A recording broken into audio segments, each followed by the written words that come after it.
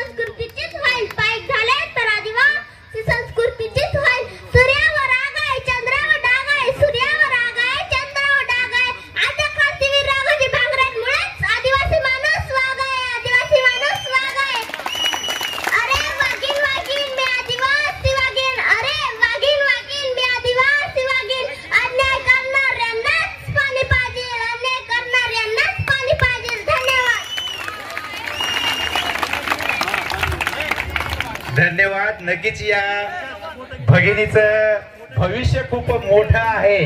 तिच्या अंगी